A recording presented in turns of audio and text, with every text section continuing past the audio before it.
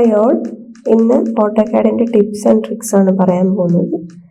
ആദ്യം നമ്മൾ കാണുന്ന ഈ ഒരു ഒബ്ജക്റ്റിൽ ക്ലിക്ക് ചെയ്യുന്ന സമയത്ത് ഈ ഒരു പോയിന്റ് നമുക്ക് സ്ട്രെച്ച് ചെയ്യാൻ പറ്റുമല്ലേ? സ്ട്രെച്ച് ചെയ്യാം. ഇനി എൻ്റർ പ്രസ് ചെയ്യുന്ന സമയത്ത് നമുക്ക് ഇത് മൂവ് ചെയ്യാനുള്ള ഓപ്ഷനാണ് വരുന്നത്. ക്വിക്കായിട്ട് നമുക്ക് ചെയ്യാൻ പറ്റുന്നതാണ്. വീണ്ടും എൻ്റർ കൊടുക്കുന്ന സമയത്ത് റൊട്ടേറ്റ് ചെയ്യാം. ആ പോയിന്റ്, അബൌട്ട് ദാറ്റ് പോയിന്റ് നമുക്ക് റൊട്ടേറ്റ് ചെയ്യാൻ പറ്റും. പിന്നെയും എൻ്റർ കൊടുക്കുന്ന സമയത്ത് സ്കെയിൽ ചെയ്യാനുള്ള ഓപ്ഷനാണ് വരുന്നത്. ആൻഡ് വീണ്ടും ഒരു എൻ്റർ കൊടുക്കുന്ന സമയത്ത് നമുക്ക് മിറർ ചെയ്യാനുള്ള ഓപ്ഷനാണ് വരുന്നത്. ഓക്കെ, സോ നെക്സ്റ്റ് ടിപ്പ് എന്ന് പറയുമ്പോൾ നമ്മൾ കൊടുത്തേക്കുന്ന ടെക്സ്റ്റിന്റെ കേസ് മാറ്റാൻ, അതായത് ഇപ്പൊ ലോവർ കേസ് ആണ് അതിനെ അപ്പർ കേസിലോട്ടോ ഒക്കെ മാറ്റണമെങ്കിൽ നമുക്ക് ടി കേസ് എന്ന് പറഞ്ഞൊരു ഓപ്ഷൻ ഉണ്ട്.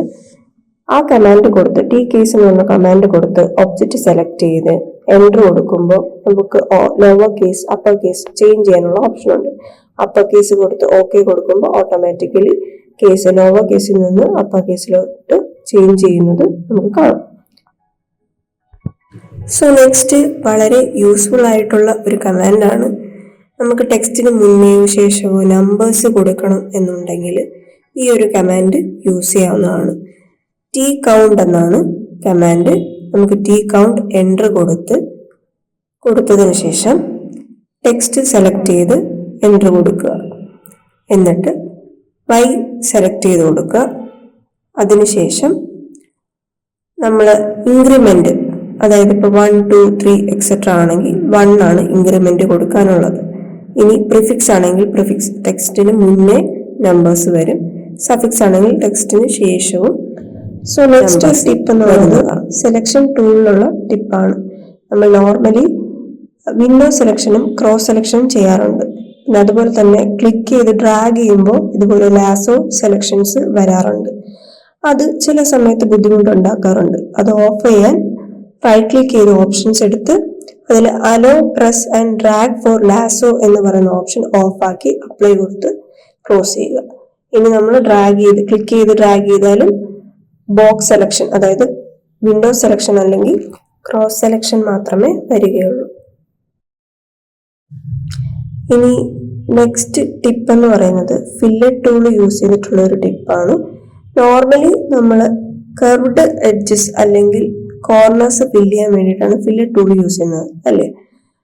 അതെങ്ങനെയായിരിക്കും? കോർണേഴ്സ് കർവ് ആക്കാൻ വേണ്ടിയിട്ട് പ്രോപ്പറായിട്ട് റേഡിയസ് കൊടുത്തിട്ട് ആ എഡ്ജസ് സെലക്ട് ചെയ്ത് കൊടുക്കുക.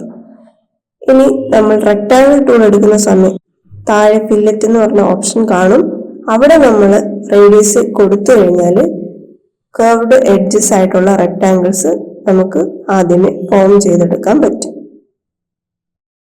ഇനി അടുത്തതായിട്ട് പറയാൻ പോകുന്നത് 2 ടൈപ്പ് ലെയറുകളാണ്. നമ്മൾ നോർമലി ലെയർ കൊടുക്കുന്നത് ലെയർ പ്രോപ്പർട്ടീസ് വഴിയാണല്ലേ. ഇനി ഡയമെൻഷൻ ലെയർ, അതായത് ഡിം ലെയർ എന്നും ടെക്സ്റ്റ് ലെയർ എന്ന് പറയുന്ന 2 ഓപ്ഷനാണ്. ആദ്യം ഡയമെൻഷൻ ലെയർ കൊടുത്ത് എൻ്റർ കൊടുത്തതിന് ശേഷം അതിൻ്റെ നെയിം DIM കൊടുത്ത് എൻ്റർ കൊടുക്കുക. ഇനി നെക്സ്റ്റ് നമ്മൾ ഡയമെൻഷൻ കൊടുക്കുന്ന സമയത്ത് അതൊരു ലെയർ ആയിട്ട് അവിടെ ഫോം ചെയ്യും. കൊടുക്കുന്ന ഡയമെൻഷൻസ് നമുക്കിപ്പോൾ കളർ മാറ്റി കൊടുക്കുന്നെങ്കിൽ കളർ മാറ്റി കൊടുക്കാം. ഞാനിപ്പോൾ വേറൊരു കളർ ചൂസ് ചെയ്ത് കൊടുക്കുവാണ്.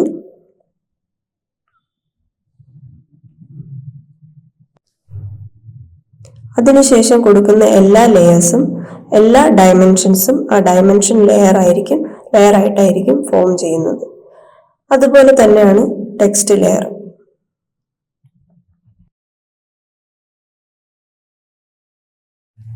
ടെക്സ്റ്റ് ലെയർ കമാൻഡ് എൻ്റർ ചെയ്ത് കൊടുക്കുക. അതിനുശേഷം ടെക്സ്റ്റ് എന്ന് പറഞ്ഞ ഒരു വാല്യൂ നമ്മൾ നെയിം കൊടുക്കുന്നു. അതവിടെ ടെക്സ്റ്റ് ലെയർ ഡ്രോപ്പ് ഡൗൺ ചെയ്യുന്ന സമയത്ത് ടെക്സ്റ്റ് എന്ന് പറയുന്ന ഒരു ലെയർ അവിടെ ഫോം ചെയ്യും.